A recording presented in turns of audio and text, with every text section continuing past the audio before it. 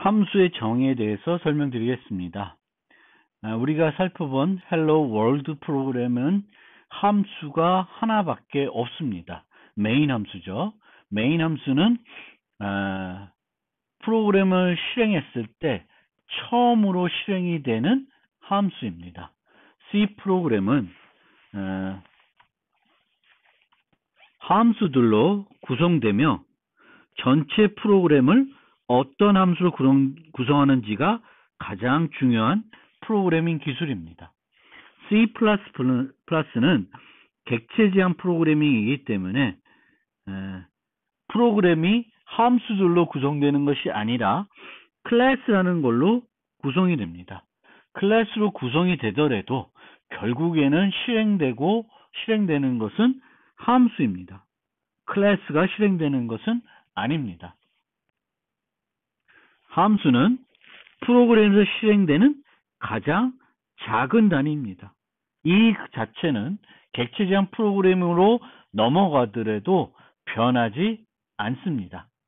함수는 높은 응집성을 가지고 있고 낮은 결합성을 갖고 있어야 됩니다. 응집성이 높다라는 것은 함수가 한 가지 일만 해야 한다는 것입니다. 낮은 결합성은 이 함수의 수정이 다른 함수에 영향을 주지 않아야 한다는 것입니다. 보통 함수의 서명을 수정하지 않으면 이 함수가 다른 함수에 영향을 줄 일은 많지 않습니다.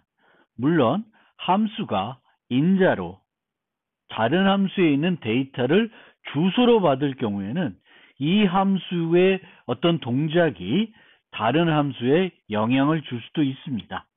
따라서 우리가 프로그램을 작성할 때에는 이 함수들이 높은 응집성을 가지고 있고 낮은 결합성을 가지도록 작성을 해야 됩니다. 응집성을 그러면 어떻게 판단하냐? 우리가 만들 때 이 함수가 어떤 일을 하는지 살펴보면 되는데 좀 더 다른 평가 기준이 필요하다 하면 우리가 살펴볼 수 있는 게 몸체의 크기와 매개변 수입니다. 몸체의 크기가 크면 보통 한 가지 일을 하기는 어려울 것입니다. 다시 그 큰 크기의 몸체를 나눌 수 있다는 거죠. 그래서 나눌 수 없는 단위로 작아져야 되는 거겠죠.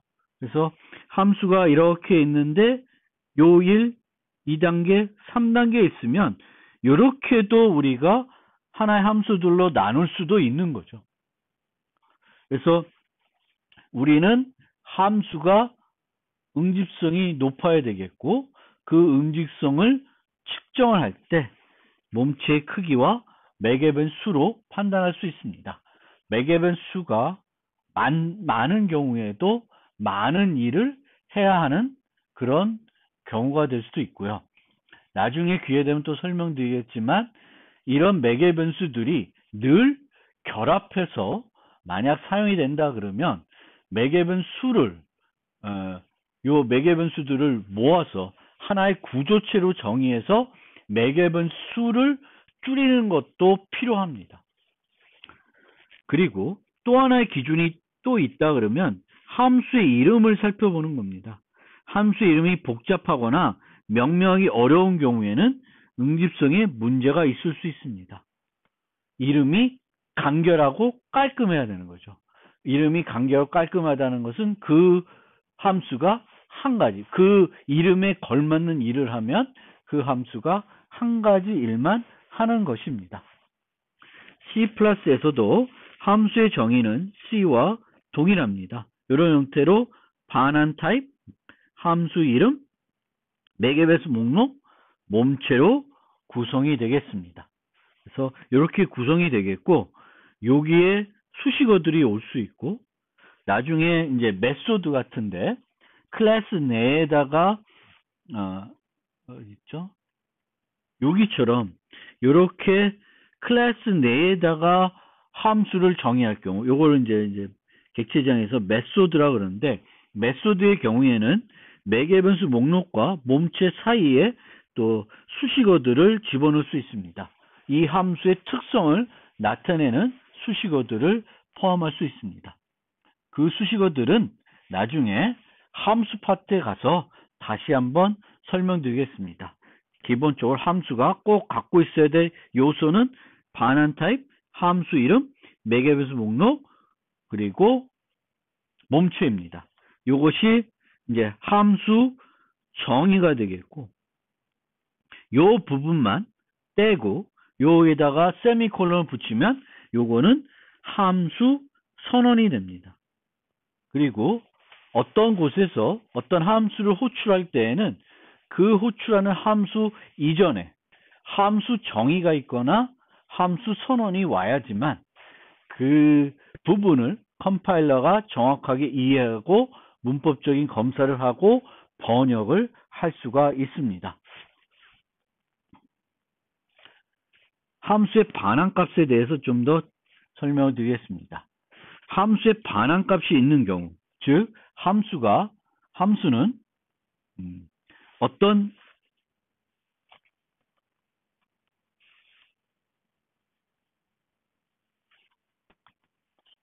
함수는 어떤 입력을 받아서 처리해가지고 출력을 주는 것이 일반적인 함수의 역할입니다. 그래서 이 입력은 매개변수 목록이 하는 거고, 출력은 요 반환 값을 통해서 나타내는 것이고, 이 출력이 어떤 종류의 출력을 하는지를 설명하기 위해서 반환 타입을 여기다 표시합니다. 그래서 이 함수는 결과로 정수를 하나 반환한다. 그럼 이 반환 타입이 int가 돼야 되는 거죠. 그래서 반환값이 있는 함수의 경우에는 C와 마찬가지로 return문을 사용해서 이 값을 반환해야 되겠고, 이 return문을 만나서 함수를 종료해야 됩니다. 함수가 더 이상 실행할 문장이 없는데 return문이 없다. 그럼 그거는 문법적인 오류가 됩니다. 반환값이 있는 경우에요. 반환값이 없을 수도 있습니다. 함수가 입력만 받고 처리하고 그걸로 출력 없이 종료할 수도 있어요. 이 경우에는 반환 타입이 void가 됩니다.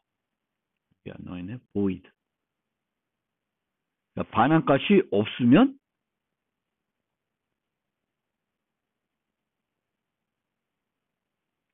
void, 반환 타입이 void가 되겠고, return문을 만나지 않고도 더 이상 실행할 문장이 없으면 함수는 종료됩니다.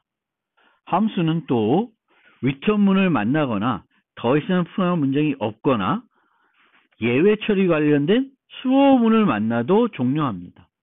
수로문을 만나지 않더라도 예기치 않은 상황이 발생해가지고 예외가 발생을 하면, 그러니까 내가 수로문을 통해서 직접적으로 예외라고 하는 예외 상황을 발생하지 않더라도 혹시 문제가 일어난다. 예를 들면 이런 형태 A 나누기 B 했는데 B가 0이 돼요. 그러면 0으로 어떤 수를 나눌 수 없기 때문에 이럴 경우에는 예외라는 것이 일어났다고 합니다. 그리고 프로그램에서 예외가 발생을 하면은 그 함수는, 그러니까 함수가 실행 중에 예외가 발생하면 함수는 종료합니다. 그리고 return문 이후에 문장이 있으면 도달 불가능한 코드가 되고 이것도 문법 오류가 되겠습니다. 뭐 이런 unreachable 코드와 같은 오류는 되게 초보적인 오류이죠. 그래서 여러분들이 프로그램을 처음 배울 경우에는 실수로 이런 것들 할 수 있지만, 이제는 여러분들이 거의 1년은 프로그래밍을 해봤기 때문에 이런 아주 기초적인 실수들은 하지 않을 것입니다. 앞서 설명한 것처럼 우리가 살펴본 함수가 하나밖에 없고 그 함수가 메인 함수이고요. 이 메인 함수는 아주 특별한 함수입니다. 프로그램에 딱 하나만 존재해야 되겠고, 이 함수가 프로그램의 시작점이 됩니다. 그리고 메인 함수가 종료가 되면 프로그램도 보통 종료가 되겠습니다. 프로그램 시작 지점이자 마지막으로 실행이 되는 함수도 메인 함수입니다. 그리고 다른 함수에서 어떤 함수가 반환이 되면 그 반환된 결과를 프로그램에서 활용하겠지만 메인 함수가 종료가 되면 프로그램이 종료가 되기 때문에 메인에서 반환되는 값은 프로그램에서 활용하는 것이 아니라 누가 활용하냐면은 운영체제가 활용하는 값이 되겠습니다. 그리고 프로그램의 정상 종료를 알려주는 용도로 0을 리턴문에서 반환하게 되겠습니다. 만약 그 함수가 1이 아닌 값을 반환하게 되면 이 자체는 운영체제한테 뭔가 잘못된 형태대로 종료됐다는 것을 알리는 그런 형태가 되겠습니다. 그래서 우리가 보통 프로그래밍 할 때에 이런 식으로 메인을 만들게 되면 반드시 끝은 return 0을 해주시면 되겠습니다. 뭐 어떤 응용에서는 어떤 C 프로그래밍 또는 C++에서는 이런 식으로 메인을 정의하는 경우도 있는데 표준은 int가 맞고요. 또 우리가 리눅스와 같은 곳에서 어떤 콘솔 기반 응용을 만들 경우에는 메인이 int, 뭐 R, C, 뭐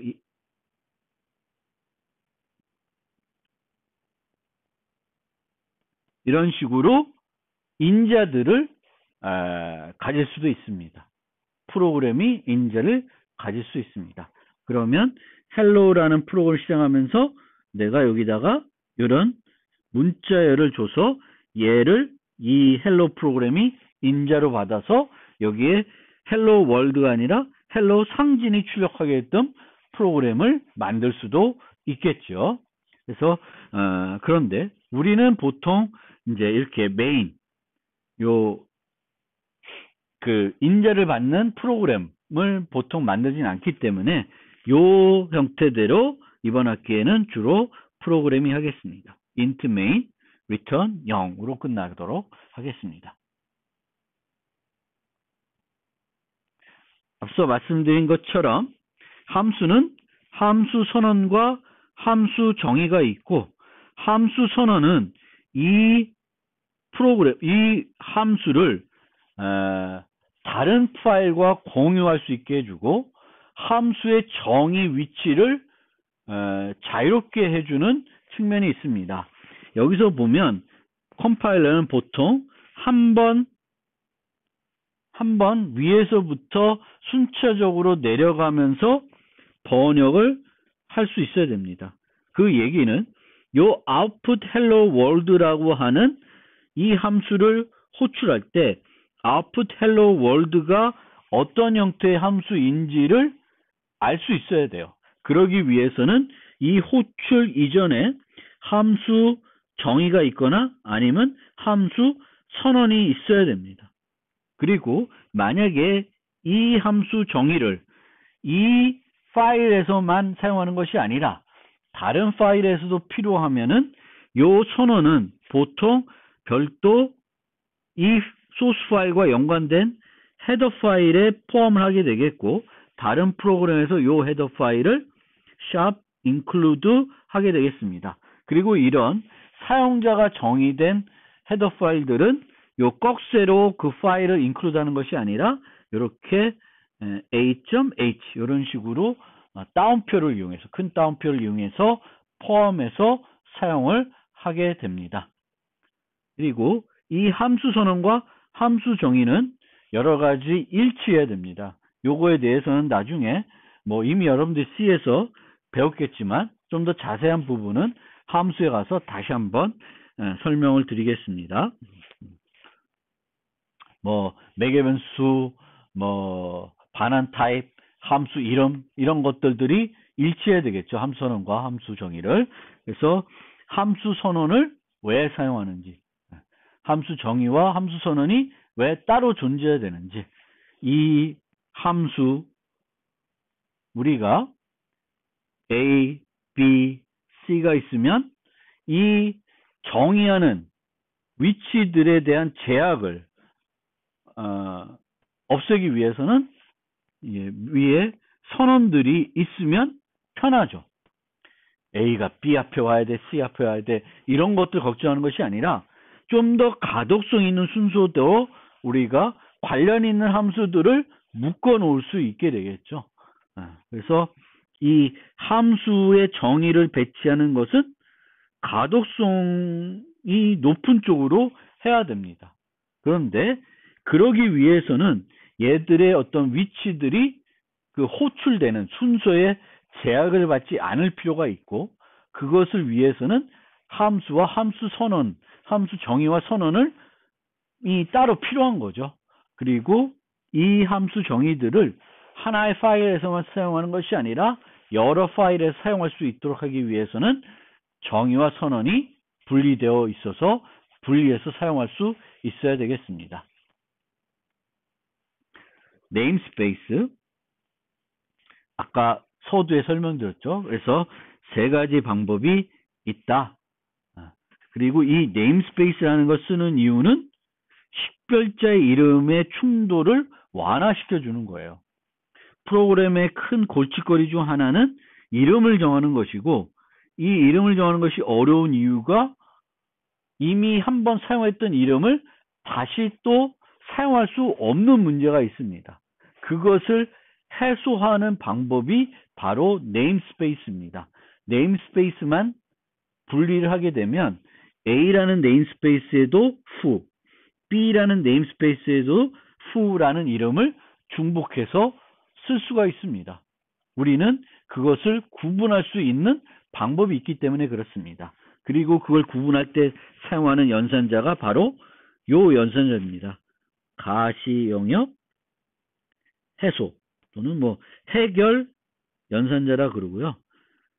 실제 가장 우선순위가 C++에서 우선순위가 높은 연산자가 바로 요 scope resolution operator, 가시 영역 해소 연산자입니다. 그래서 이렇게 namespace 땡땡 CR, 뭐 이 땡땡 앞에 항상 namespace만 오는 건 아니고요.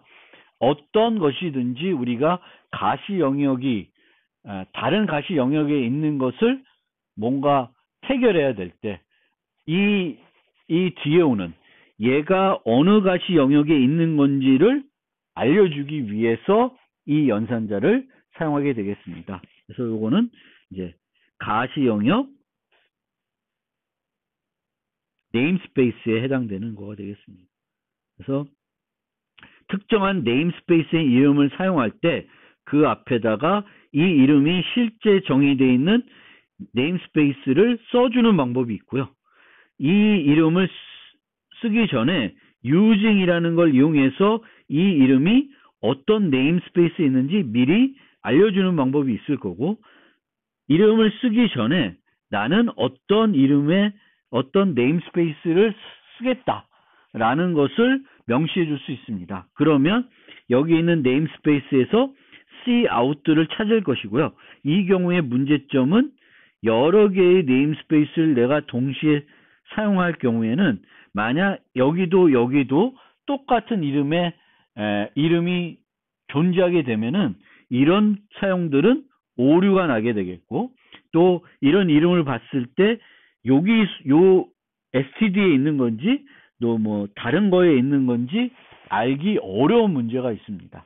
그래서 우리가 식별자를 쓸 때 이 식별자가 어떤 네임스페이스에 있는지 명확하게 알려주고, 또 나중에 어떤 다른 여러 종류의 네임스페이스를 향후에 사용하더라도 코드 수정 없이 사용할 수 있게끔 하기 위해서 이 방법을 요즘은 더 권장해서 많이 쓴다. 그리고 저도 수업 시간에 이걸 이용해서 사용을 하겠습니다. 여러분들이 편안한 방법을 쓰면 되겠습니다. 그런데 그걸 알아두시면 되겠습니다. 이렇게 썼을 때 문제점, 이렇게 썼을 때 장점, 단점들 잘 파악하고 여러분들이 판단하시면 되겠습니다. 저는 이 방법을 쓰겠습니다.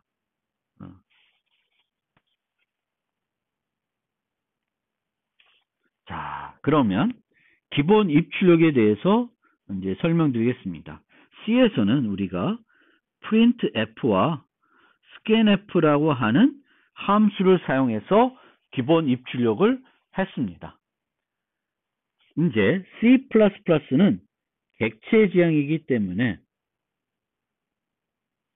객체 지향으로 구현할 수 있는, 객체지향으로 모델링할 수 있는 것은 객체 지향으로 모델링하게 되겠고, 그러면 객체지향 모델링하게 되면 함수를 호출하는 것이 아니라 객체를 생성하고 객체의 메소드를 호출해서 어떤 일을 수행하게 됩니다.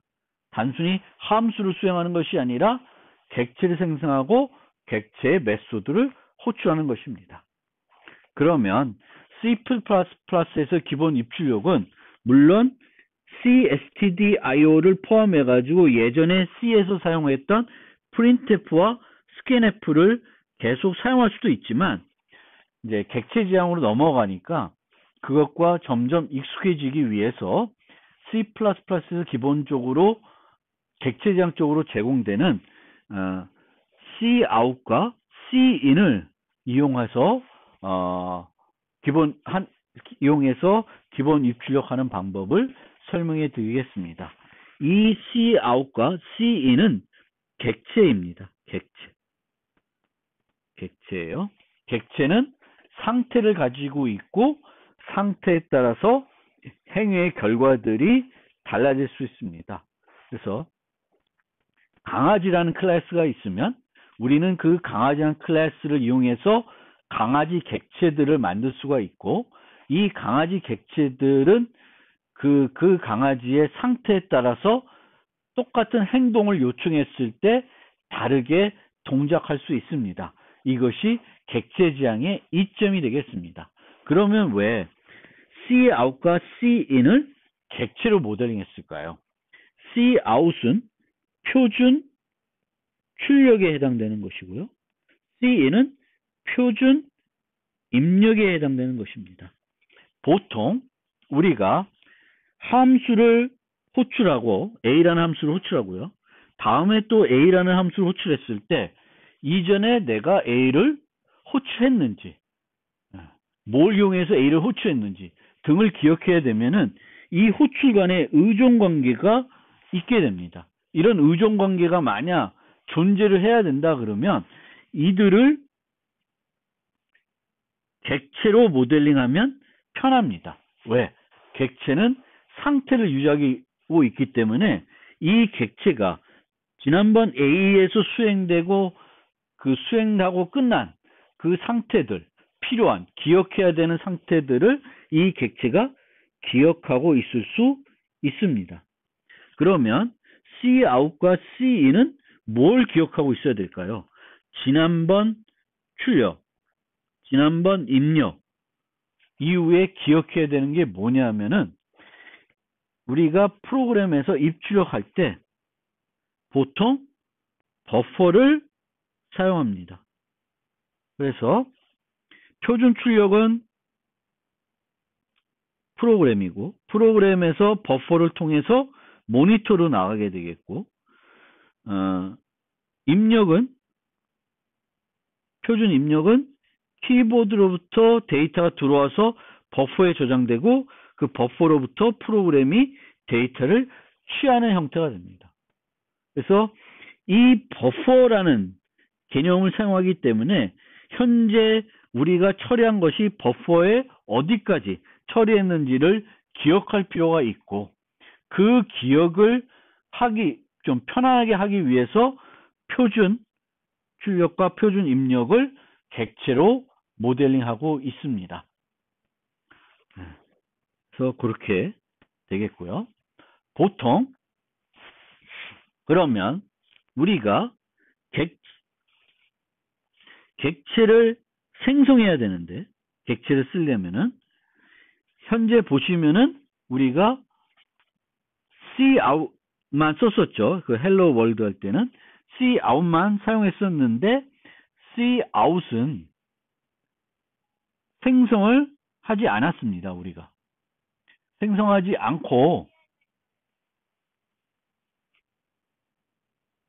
생성을 하지 않고 바로 가져다 썼습니다. 그 얘기는 cout과 cin은 여러분들이 생성해야 될 필요가 없고 프로그램이 실행이 되고 cout을 접근하게 되면 자동적으로 생성을 해줍니다. 시스템에서. 그렇게 이해하고 계시면 되겠습니다. 이 객체가 생성이 안 된 것이 아니라 생성을 내 대신에 시스템에서 해준다라는 거예요. 그리고 이제 C++에서 이제 객체예요, 얘가. 그러면 보통 cout이 객체이면 얘의 어떤 함수를, 행위를 불러야 되면 점 연산자를 이용해서 이런 식으로 hello 이렇게 우리가 호출하는 것이 일반적인 형태입니다. 일반적인 형태인데 우리가 아까 메인 프로그램을 살펴보면 이 메인 프로그램은 어떻게 되어 있냐면 cout에 이렇게 되어 있습니다. 그래서 요걸 이용하고 있습니다. 요게 뭐예요? 요거는 원래 C에서는 비트 이동 연산자에 해당됩니다. 근데 C++는 연산자들을 내가 클래스를 정의할 때 A라는 클래스를 정의할 때 여기에 정의를 할 수 있어요. 그래서 내가 사용하고 싶은 대로 얘를 만들어 가지고 쓸 수 있습니다. 근데 아무렇게나 만들 수는 없는 거고요. 원래 얘가 2항 연산자이면 2항 연산자로만 만들어서 사용할 수가 있습니다. 그리고 요 기호와 원래 의미하고 너무 동떨어지게 사용하게 되면 오히려 가독성이 떨어질 수 있습니다. 이 같은 경우에는 약간 얘가 왜 여기 쓰이지? 하는 의문이 들어요. 그래서 이런 것들이 별로 뭐랄까 좋은 연산자의 재정일까라는 의심이 드는 측면도 있습니다. 그런데 요 다음 예제를 보시면 알겠지만 요 방향을 가지고 얘가 출력인지 입력인지 잘 나타내주고 있습니다. 즉 우리가 출력은 요 문자열을 모니터로 보내는 거고요. 입력은 키보드에서 요 변수로 보내는 거죠. 그래서 요 이동하는 요 연산자인데 요 방향이 요렇게 입력의 방향, 출력의 방향을 나타내고 있기 때문에 그런 면에서는 이제 가독성이 있는 거고요. 또 이렇게 사용을 하게 되는데 만약에 얘를 우리가 알고 있는 요 점을 이용하는 어떤 방법으로 프로그램이 되면 이렇게 계속적으로 프린트라고 하는 함수를 연속적으로 계속 써야 돼요. 아니면 뭔가 우리가 생각했던 이런 printf 같은 걸 이용해야 되겠고요. 그래서 이런 형태를 이용하기 싫었나 봐요. 그 C++ 만든 사람이. 그래서 이렇게 연산자를 제공하면 우리가 A 더하기 B 더하기 C 더하기 D 하듯이 계속 요 연산자들을 이런 식으로 써서 연속적으로 데이터들을 출력할 수 있습니다. 입력을 받을 수도 있고요. 그래서 이제 C++에서는 연산자들을 내가 재정의할 수 있다라는 것도 좀 알아두셨으면 좋겠고, 요 cout과 cin은 이렇게 요 객체 클래스에 요 연산자를 재정의해서 그 데이터의 입출력을 처리하고 있다. 출력하고 싶은 데이터를 요 연산자의 오른쪽 P 연산자로 써주면 돼요. 그러니까 cout 이렇게 있으면 요 데이터를 cout으로 출력하겠다라는 의미로 해석하시면 되겠습니다.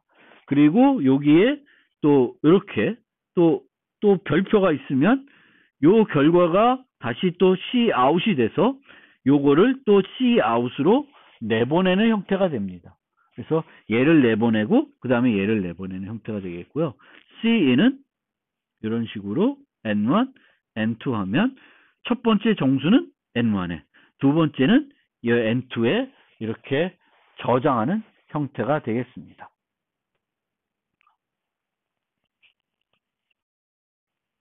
기본 입출력에 대해서 설명드리고 있는데 그 기본 입출력에 사용된 프로그램을 직접 작성해서 실행하면서 필요한 설명들을 이어나가 보겠습니다.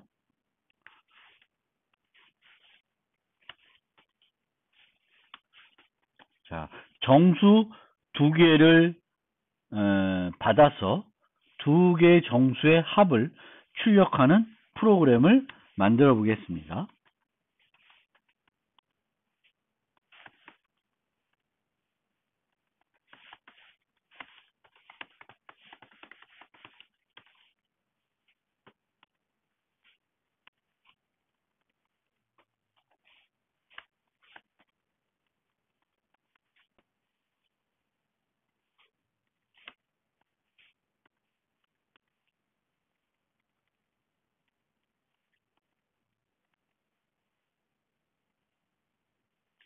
이 이클립스 사용할 때 그 들여쓰기가 잘 안 맞을 때가 있어요. 뭐 복사를 해오다든가 그럴 경우에는 컨트롤 I 또는 맥에서는 커맨드 I를 누르면 이렇게 그 들여쓰기가 잘못된 것을 올바르게 맞춰줍니다.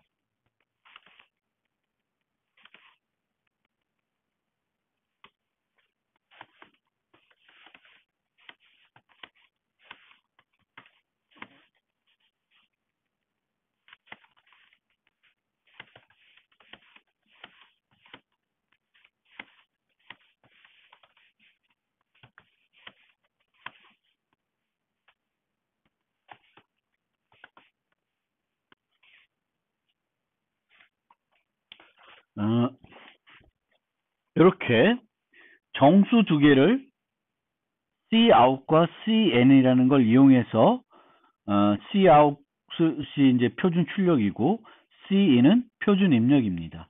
Cout과 Cin을 사용하고 싶으면 IOStream을 포함하면 되겠습니다. 그래서 C++에서 IOStream은 C에서 stdio에 해당되는 그런 요소로 생각하시면 되겠습니다. 그래서 기본적인 입출력을 Cout과 Cin을 이용해서 하고 싶으시면 IOStream을 포함하시면 되겠고 C++에서도 여전히 그 printf와 scanf를 사용하고 싶으면 이제 cstdio를 사용하시면 됩니다. 그래서 얘를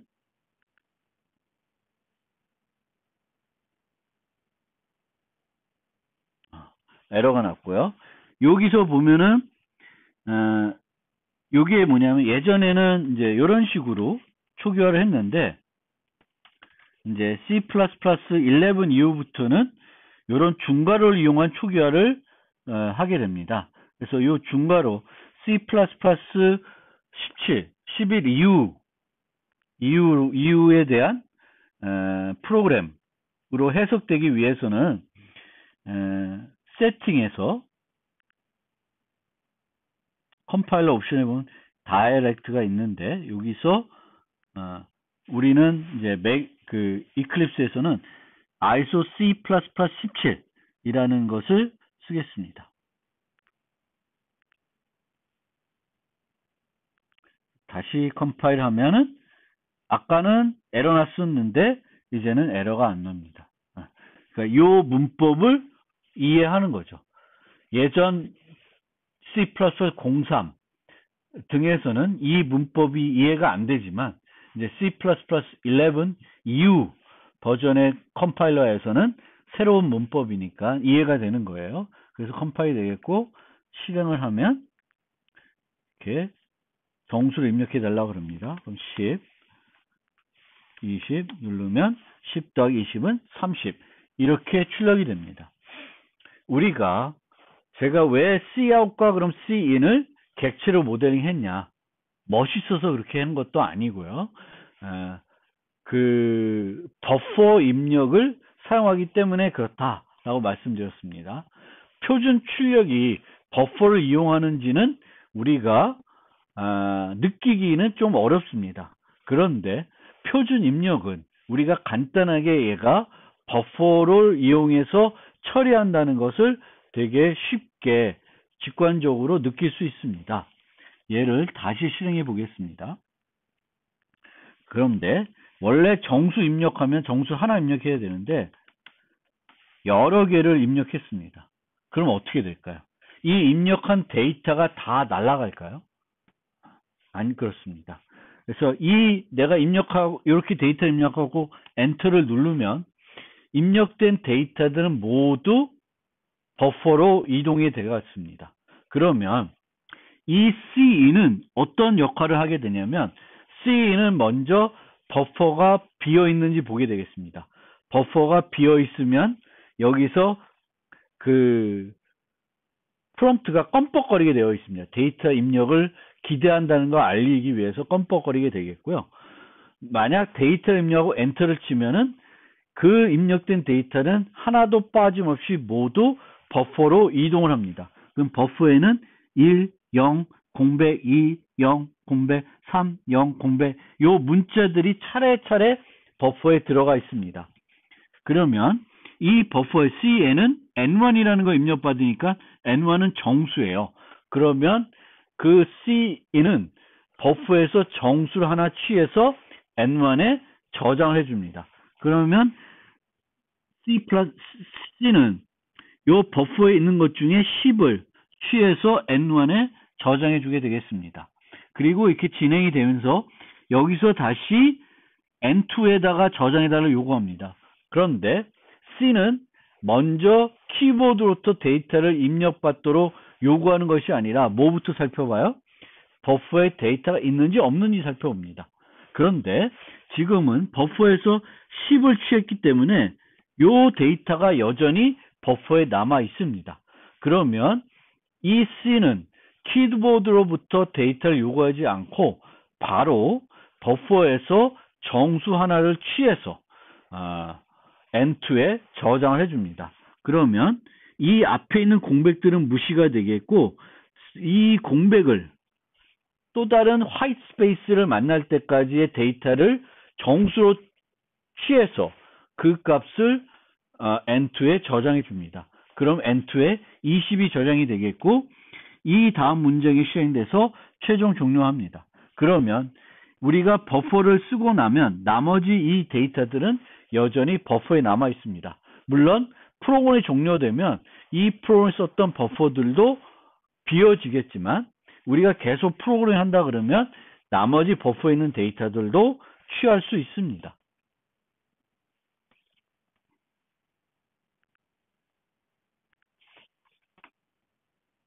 공백을 아무리 많이 입력을 해도 문제가 되지 않습니다. 그리고 버퍼에 그만한 데이터가 들어있어도 여기서 다시 또 데이터를 요구하고 있습니다. 공백 문자들이 있지만 이 공백 문자 버퍼가 있다는 걸 보고 버퍼에서 이 공백 문자를 계속 지나가면서 혹시 그 뒤에 정수가 있을지 살펴보게 됩니다. 버퍼 끝까지 왔는데도 없어요. 그러면 다시 키보드로부터 데이터를 요구하게 되겠습니다. 그러면 여기에다가 데이터를 넣고 엔터를 치면 또 버퍼에서 데이터를 취해서 이제 그 나머지 부분들이 실행이 됩니다. 그리고 우리가 요거를 똑같은 만약에 예전 C 스타일로 프로그램 짜면 어떤 식이 되냐면 이 부분만 바꿔볼게요.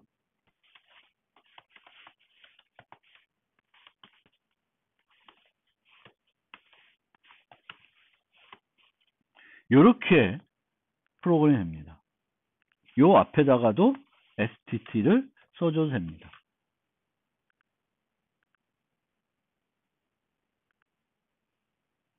똑같습니다. 차이가 없어요. 그런데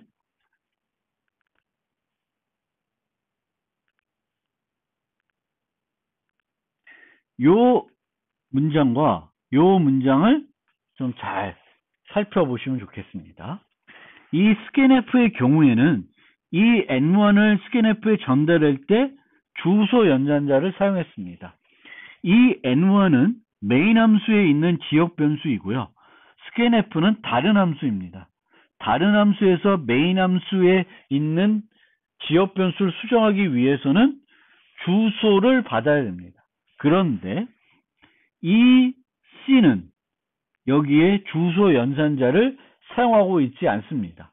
그러면 왜 C는 주소 연산자를 사용하지 않았는데도 C인에서 N2, 즉 메인에 있는 데이터를 수정할 수 있었을까요? 이거는 자바에서는